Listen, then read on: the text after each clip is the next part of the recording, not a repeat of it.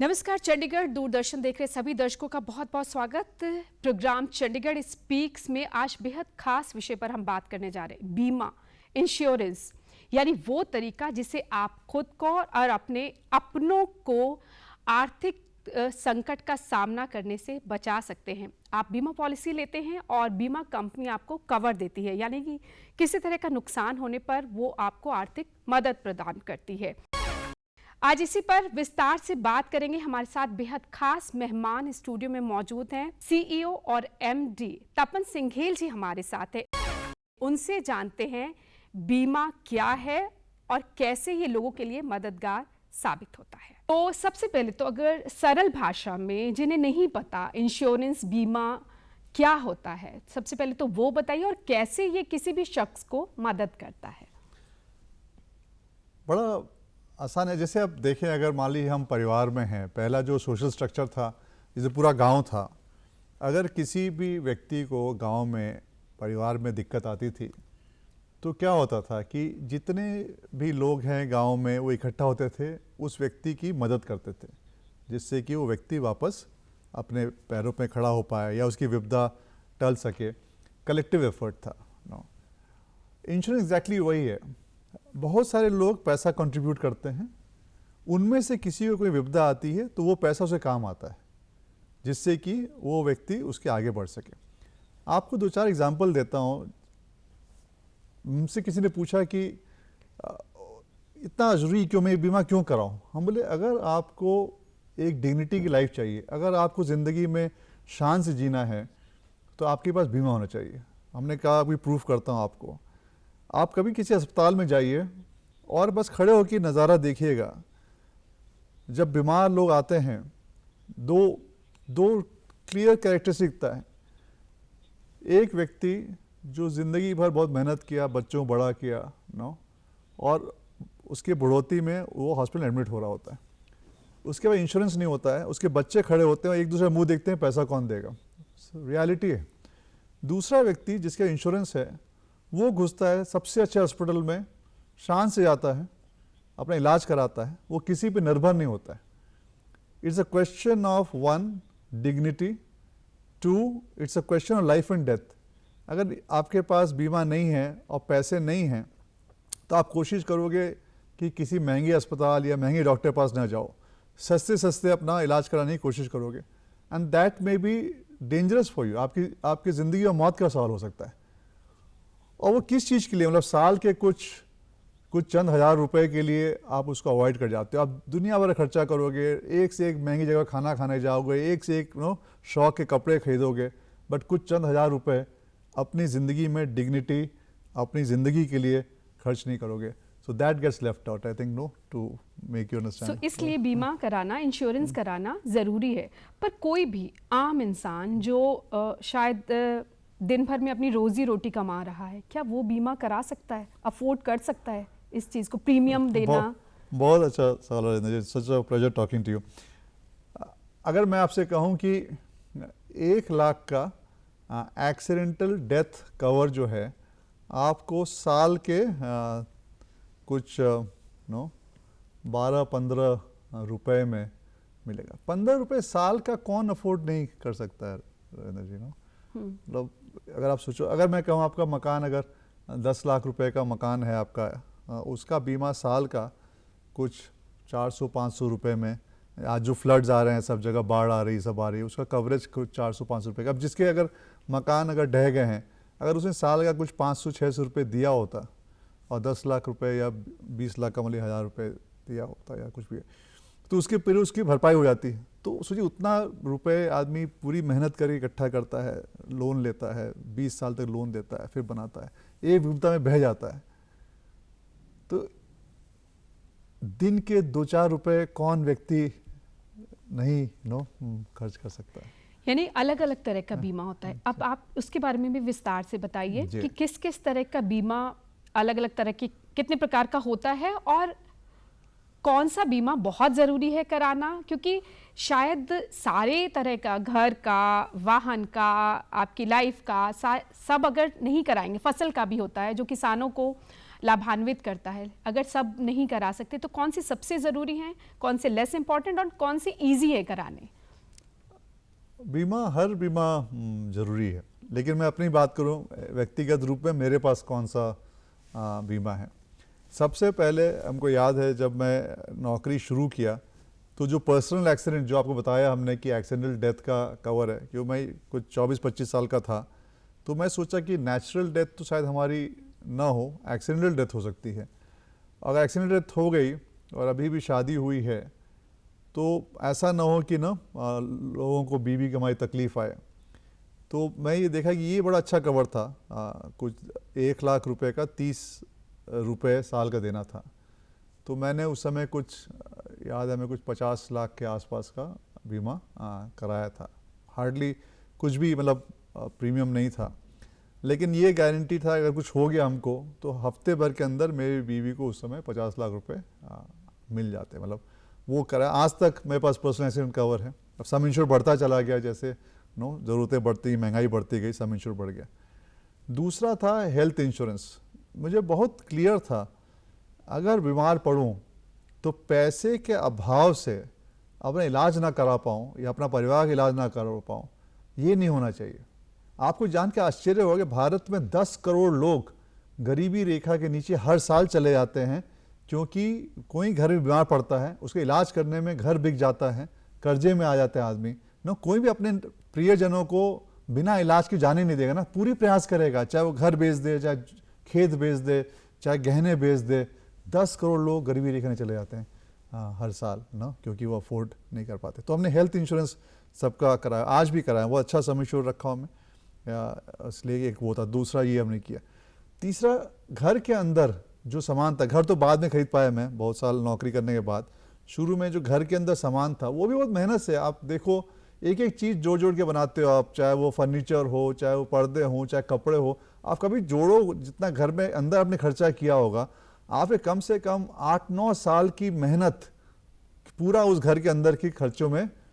कहीं भी एक छोटा शॉर्ट सर्किट हो गया, कहीं भी ना आग लग गया घर के अंदर, बेंगलोर में तो घर के अंदर पानी भी आ गया, पूरा 8-9 साल की मेहनत चली जाती है। तो एक तो घर का इंश्योरेंस हमने शुरू में जब नौकरी शुरुआत की थी हमने, ये 3 चीज़ हमने तुरंत ही कराए थे। फिर जैसे मैंने मकान खरीदा तो फिर मकान का भी इंश्योरेंस कराया हमने, फिर अपनी ज़िंदगी का भी इंश्योरेंस कराया, नेचुरल से उम्र बढ़ती, नेचुरल लाइफ का भी इंश्योरेंस कराया। सब चीज़ का अगर मैं देखूँ प्रीमियम जो पूरा पे करता हूँ मैं पूरे साल में, अपने मित्रों को लेके जो खाना खिलाने जाता हूँ एक रात में, जो खर्चा आता है उससे ज़्यादा नहीं। तो अगर एक रात में अपने मित्रों को खाना नहीं ले जाता हूँ, वो पैसे बचा के और बीमा करा लेता हूँ, और अपने मन में एक संतुष्टि रहती है कि कुछ भी होगा तो मैं हेजिटेट नहीं करने वाला हूँ। सबसे अच्छे अस्पताल में जाऊँगा इलाज के लिए, सबसे अच्छे डॉक्टर से इलाज कराऊँगा। और कुछ हुआ तो हमारा परिवार ऐसा नहीं हो कि सड़क पे आ जाएगा, उसका पूरा ध्यान रखने के लिए काम किया। एक और इंटरेस्टिंग सवाल है रेंद्र जी, एक मेरे मित्र ने पूछा कि यार मैं 10 साल से प्रीमियम दे रहा हूँ, कुछ तो मिलता तो है नहीं। हाँ। तो ये तो मतलब मैं तो बीमार भी नहीं पड़ता, हॉस्पिटल भी जाने की जरूरत नहीं, पैसे दिए जा रहे हैं। ये रवैया है, ये आम रवैया कि हम क्यों पैसे दें, प्रीमियम के हर साल क्यों पैसे दें। हम तो बिल्कुल तंदुरुस्त हैं, 50 के बाद देखेंगे, 60 के बाद देखेंगे ना। तो वो उनके लिए आप क्या कहना चाहेंगे? एग्जैक्टली, तो उसमें 2 चीजें। पहले तो ये बताओ कि तंदुरुस्त हैं आपको लग रहा है, जब डेटा देखता हूँ मैं, हमारे जो क्लेम आते हैं बड़ा आश्चर्य होता है। 26 साल में हार्ट अटैक के क्लेम आते हैं हमारे पास ना, 30 साल में कैंसर के क्लेम आते हैं। तो तंदुरुस्त हैं, भगवान करे हमेशा रहें। बट कोई व्यक्ति, हम किसी से पूछता हूँ, कोई गारंटी कर दे कि अगले घंटे में कुछ ऐसा नहीं होगा जिसमें उसको ना, कोई गारंटी नहीं कर पाता है। तो ये तो कभी नहीं सोचना चाहिए। और जब उम्र बढ़ जाती है तो आपके अंदर जो बीमारियाँ हो चुकी होती हैं उसकी कवरेज नहीं मिलती है, इसीलिए कम उम्र कराना पड़ता है। ये फिर से ध्यान से समझिए, क्लेम में भी बहुत सारी दिक्कतें आती हैं। क्यों आती हैं? जो चीज़ नुकसान हो चुका है, जैसे मान लीजिए अगर हमारे पास गाड़ी है और गाड़ी एक्सीडेंट हो चुका है, उसके बाद उसका बीमा मैं कराने जाऊंगा तो नहीं होगा। एक्सीडेंट हो चुका है तो फिर तो नहीं होगा। इसी तरह अगर मैं बीमार पड़ चुका हूं, अगर मुझे हार्ट की प्रॉब्लम हो चुकी है या मुझे कोई प्रॉब्लम हो चुकी है तो बीमा कराऊंगा, तो वो प्रॉब्लम कवर्ड नहीं होगी। बहुत सारे लोग उस टाइम बीमा कराते हैं, फिर क्लेम नहीं मिल रहा, वो संभव ही नहीं है। बीमा कंपनियां जो चीज़ हो चुकी है उसके बीमा करने लगी तो कल पूरी लंबी लाइन लगा के लोग खड़े हो जाएं कि अब 5,000 दो, 5 लाख रुपए लो, तो वो तो चीज़ होगी नहीं। इसीलिए आवश्यकता है कि जब आप एकदम हेल्दी हो, फर्स्ट क्लास हो, तो बीमा कराओ और उसका प्रीमियम देते रहो। कहीं कुछ गड़बड़ हुआ तो आपके क्लेम में कोई दिक्कत नहीं आएगी, तुरंत पे होगा और एकदम कष्ट नहीं होगा और आपके मन में एक संतोष रहेगा। इसलिए 50 साल में 60 साल में बीमा कराना में ये खतरा है कि अगर शरीर में कोई बीमारी हो चुकी है तो बहुत देर हो गया, फिर वो कवरेज नहीं रहेगा, इसलिए कम उम्र में कराना चाहिए। दूसरी बात जो अपने मित्र को बताया हमने, जिसने कहा कि मैं 10 साल से प्रीमियम दे रहा हूँ, कुछ हो नहीं रहा है, मैं उससे एक ही सवाल पूछा कि जो आपको शुरू में कहानी बताई, गांव में अगर कोई बीमार पड़ता है या किसी घर में आपदा होती तो क्या करते थे गांव वाले? सब इकट्ठा होकर उसकी मदद करते थे। आज भी आप वही कर रहे हो। भगवान न करे कि आपको पैसे की जरूरत पड़े, बट आपका पैसा किसी की मदद के काम आ रहा है। आपका जो एक रात का खाने का खर्चा है जो आपने सैक्रिफाइस किया, आप अनाथालय में पैसा देते हो, आप समाज सेवा में पैसा देते हो, आप रियलाइज नहीं कर रहे कि आपका जो प्रीमियम आपने पे किया है वो समाज के काम आ रहा है। किसी न किसी पे आपदा आई है, आप शायद जानते हो उसको, शायद न जानते हो, बट वो पैसा उसके भले के लिए आ रहा है, वो पैसा उस व्यक्ति को वापस खड़ा कर रहा है। इतना नेक काम होता है जब आप प्रीमियम पे करते हो, एक सामाजिक सेवा होती है आप प्रीमियम पे करते हो। यानी ये सिर्फ खुद के लिए नहीं है, आपको कवर तो मिल ही रहा है, लेकिन आप किसी की अनजाने में अप्रत्यक्ष रूप से मदद कर रहे हो, आप उसके लिए मददगार हो। क्यों हेजिटेट करोगे? आप तो करते हो, इतना समाज सेवा कर रहे हो। आप मंदिर, गुरुद्वारा, मस्जिद, सब जगह अपना आप वहाँ कोशिश कर रहे हो, गौशाला में कोशिश कर रहे हो, अनाथालय में कोशिश कर रहे हो। आपके पैसे तो किसी के भला हो रहा है, कोई बीमार हो रहा है, कोई एडमिट हो रहा है, किसी को हार्ट अटैक आया हुआ है, किसी को कैंसर हुआ है, किसी का घर बाढ़ में बह रहा है, किसी की फसल बर्बाद हो रही है, आप उनकी मदद कर रहे हो। आप एक रात के भोजन के खर्चे में आप लोगों की मदद कर रहे हो। भगवान न करे कि आपको किसी की मदद की जरूरत पड़े, लेकिन अगर जरूरत पड़ेगी तो आप भी शान से जी रहे हो। इतना अच्छा कार्य है, क्यों हेजिटेट करते हैं? अच्छा, अब ये एक तो हो गया जनरल इंश्योरेंस, जीवन बीमा। दूसरा आपने जैसे एक लाइफ इंश्योरेंस, जीवन बीमा और जनरल इंश्योरेंस जिसमें आपका घर, आपका वाहन, आपकी फसल भी कवर होती है। तो किसानों के लिए आप क्यों ज़रूरी है फसल का बीमा कराना? क्योंकि कई बार ये सुनने में आता है कि मुआवजा जो है वो नहीं मिल पाता, उसके बड़े पेच है, क्या ये सच है? बहुत अच्छा सवाल। पहले आपको मुआवजा की बात करता हूँ, फिर फसल बीमा बात करता हूँ। क्लेम 100% मिलता है और सही मिलता है। उसको समझिए आपकी कहाँ पे क्लेम दिक्कत होती है और क्यों होता है। और ये डेटा अगर देखें, हर चीज़ आंकड़ा है। इंश्योरेंस इंडस्ट्री का 118% कंबाइन रेशो है जनरल इंश्योरेंस इंडस्ट्री का, और ये डॉक्यूमेंट अवेलेबल है, गवर्नमेंट डॉक्यूमेंट है, आप लोग कोई भी चाहें तो IRDAI के साइट पे जाके देख सकते हैं। 118% कंबाइन रेशो मतलब क्या है कि अगर 100 रुपये इंश्योरेंस इंडस्ट्री ले रही है, जनरल इंश्योरेंस इंडस्ट्री ले रही है, तो 118 उसका आउटगो है, यानी क्लेम बहुत क्लेम दे रही है और शानदार तरीके से क्लेम दे रही है। कौन से क्लेम फंसते हैं और कहाँ दिक्कत आती है और किस चीज़ से आपको केयरफुल रहना है जिससे मिसलिंग ना हो, ये 3 चीज़ पहले आप समझ लीजिए, तो फिर आपको कभी दिक्कत नहीं आएगी। फिर एग्रीकल्चर वाले बात करते हैं। पहला चीज़ आपको बताया, पहला रूल है, अगर कोई इंसिडेंट हो चुका है, अगर कोई बीमारी हो चुकी है, अगर गाड़ी लड़ चुका है, अगर मकान में नुकसान हो चुका है, या चोरी हो चुकी, या फैक्ट्री में आग लग चुकी है, उसका बीमा कोई भी आपसे कहे करा लो, क्लेम दिला देंगे, हमेशा फंसेगा। सिंपली क्यों कि मान लीजिए अगर ऐसा हो कि उसका क्लेम मिलना शुरू हो जाए, तो आप जब बीमार पड़ जाएं, हॉस्पिटल में एडमिट होने वाले हों, तो 5,000 जमा करिए और 5 लाख रुपए का क्लेम ले लीजिए, तो वो व्यापार तो हो ही नहीं सकता है ना। तो हमेशा जब भी इंश्योरेंस इंडस्ट्री को ये सस्पिशन होता है कि इसमें फ्रॉड है, वो क्लेम इन्वेस्टिगेशन में जाता है।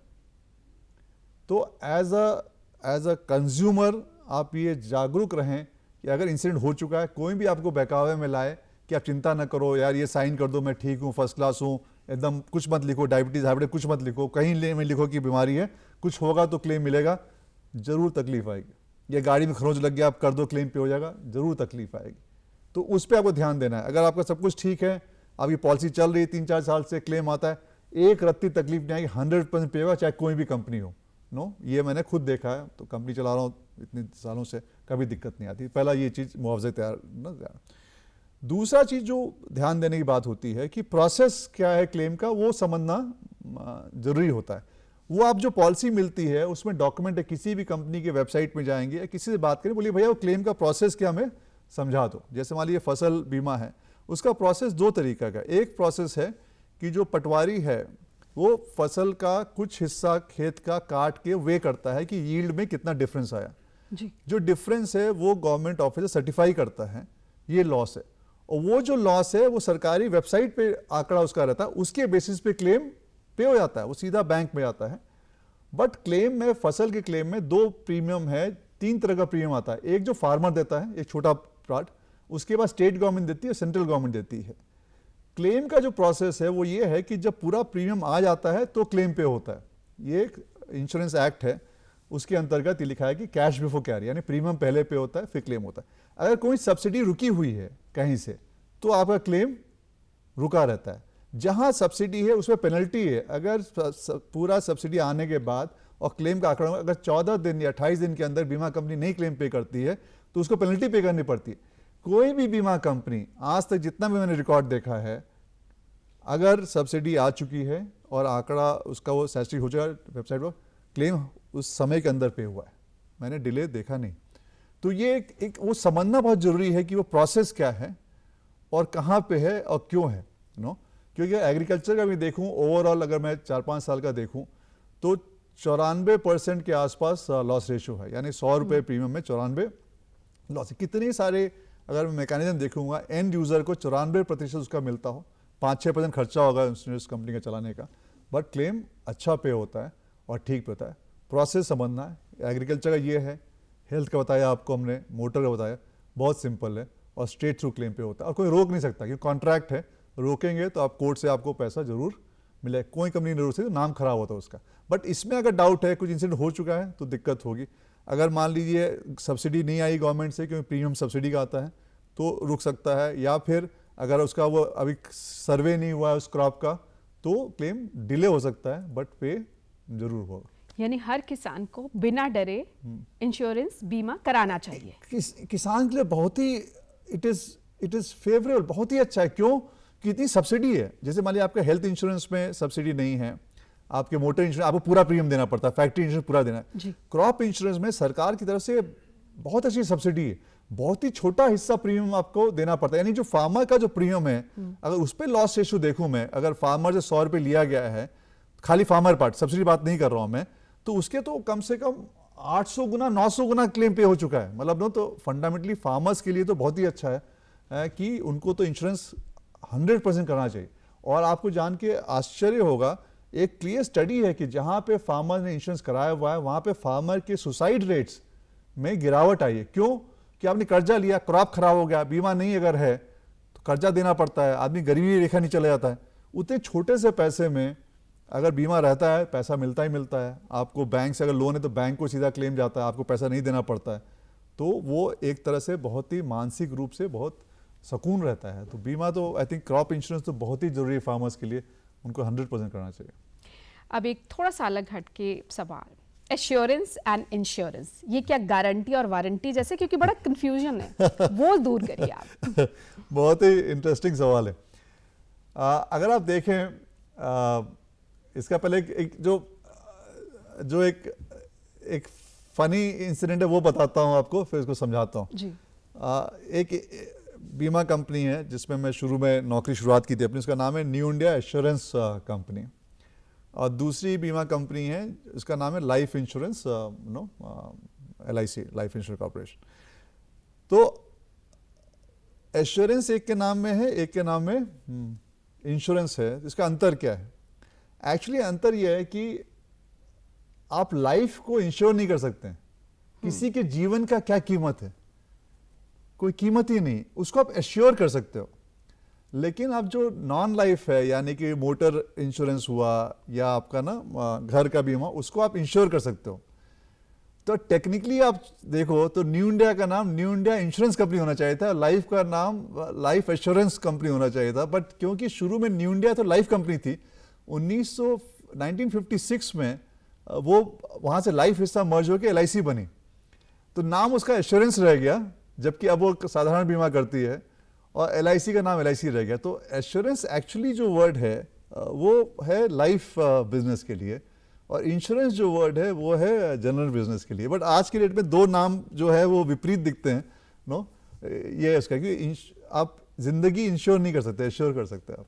आप इतने सालों से इस फील्ड में हैं, लोगों को अवेयर कर रहे हैं, दिक्कत आती है कहीं लोग समझ नहीं पा रहे हैं, आप समझा रहे हैं कि आज के इस प्रोग्राम का मकसद भी यही कि लोग समझे कि क्यों बहुत ज़रूरी है। जैसा आपने कहा कि आप बाहर खाने जाते हो, उसका एक बिल जो है उससे आपका इंश्योरेंस साल का प्रीमियम जो है आप दे सकते हैं। लेकिन चैलेंजेस आते हैं क्योंकि बहुत सारे शायद सवाल ये भी आते होंगे, आप मुआवजा कैसे देते हैं, ट्रस्ट इशू बहुत रहता होगा। ये बड़ा इंटरेस्टिंग चीज़ है और मैं बहुत बार ये कहा हूँ, आप महंगे से महंगे दुकान में जाते हो, ठीक है, आप कोई चीज़ 10 गुना प्राइस पे खरीद लेते हो, कोई ट्रस्ट का इशू नहीं होता है। आप एक 5 स्टार में खाना खाने चाहते हो, वहाँ पे एक चाय भी कुछ 800-900 रुपये की होती है, सड़क के उस पार 10 रुपये की चाय होती है, चाय वही रहती है, आप 800 रुपये देते हो, कोई ट्रस्ट का इशू नहीं होता, आपको अच्छा लगता है। आप बैंक से लोन लेने जाते हो, आपको 15% पे ब्याज पे ना लोन मिलता है, कोई ट्रस्ट का इशू नहीं होता है। यहाँ आपको 30 रुपये साल देना है और लाखों लोगों के क्लेम पे होते हैं। ट्रस्ट इशू क्यों होता है ऐसा चीज़? इसलिए होता है, दो चीज़ें हैं। जिसको क्लेम मिला, बहुतों को मिलता है, करोड़ों लोगों को मिलता है, मतलब मैं तो खुद ही इतने क्लेम दिया हूँ, वो आदमी बहुत ही कृतज्ञ होता है, ही और she is very happy and grateful, but उसकी चर्चा नहीं होती है। जिसको नहीं मिला उसकी चर्चा होती है, तो फिर लोगों को लगता है कि नहीं मिल रहा है। लेकिन आपको जान के आश्चर्य हो गया, फाइनेंशियल वर्ल्ड में सबसे कम ग्रीवियांस इंश्योरेंस का है, बैंकिंग का ज़्यादा ग्रीवियांस है, नो, ई कॉमर्स में ज़्यादा ग्रीवियांस है, नो। तो मेरा ये कहना है कि आप दुनिया में भरोसा करते हो, भरोसा करके तो देखो, नो। 32 साल से काम कर रहा हूँ, आंकड़ा है, डेटा है, करोड़ों लोगों को क्लेम दिया हूँ, खुद दिया हूँ, नो, घर जा जा के दिया हूँ। श्रीनगर में बाढ़ आया था 2014 में, 1200 करोड़ रुपए हमने 3 महीने बांटा, घर जा जा के चेक दिया लोगों को, क्योंकि एड्रेस था अपने पास कि 14 फुट पानी था, खाना दिया, पानी दिया, वहाँ पे जाके ना घर दिया। फ्लड आया चेन्नई में, अभी यहाँ मनाली में ना, घर जा जा के हम लोगों ने चेक दिया। बॉम्बे फ्लड हुआ 2005 में, नो, उसमें 700 करोड़ रुपए ना। तो पॉइंट ये है कि पे होता है। और किस चीज़ की बात कर रहे हैं हम लोग? हमारी ट्रस्ट आपको नहीं भी है, एक टाइम खाने का पैसा दिया आपने,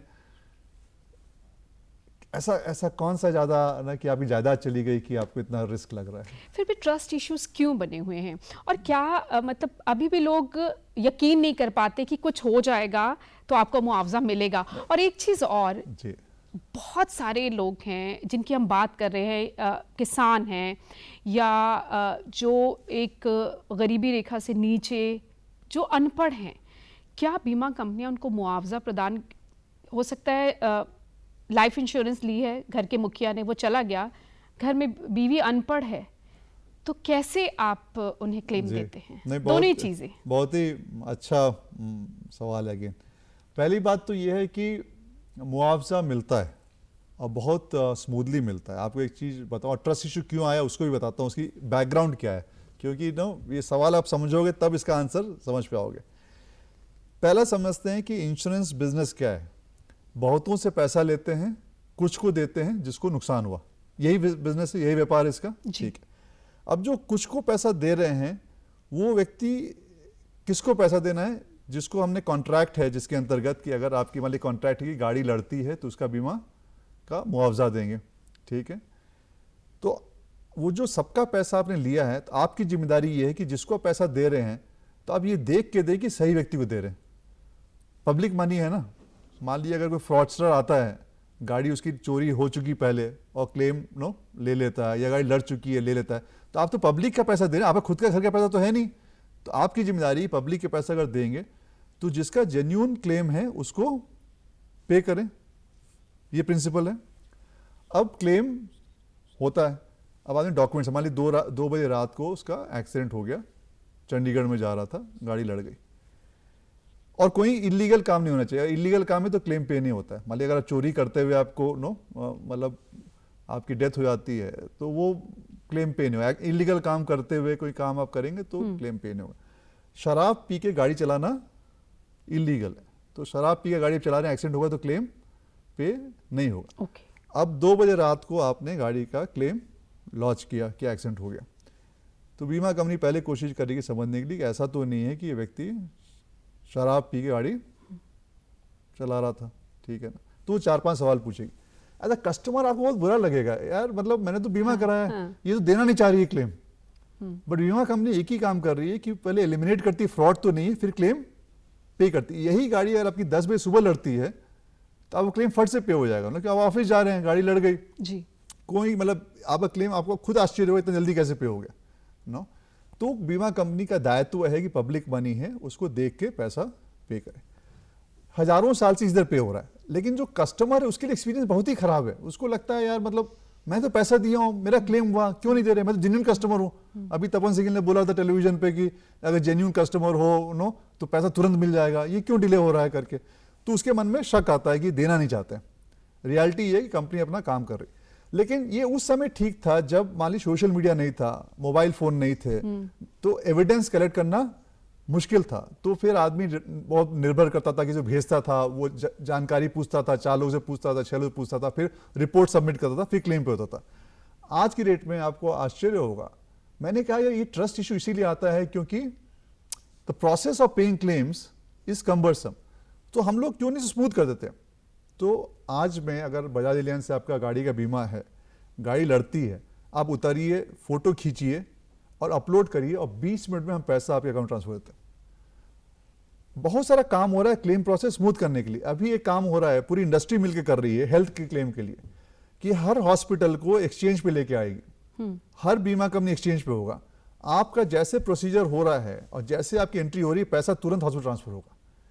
बीमा कंपनी का भी ऑब्सेशन है कि आपको claim as fast as possible और एज अर्ली एज पॉसिबल मिले, जिससे ये ट्रस्ट इश्यू चेंज हो। बट ट्रस्ट इश्यू का बैकग्राउंड ये हिस्टोरिकली 600, 700, 800 साल से क्लेम ऐसे पे होता था।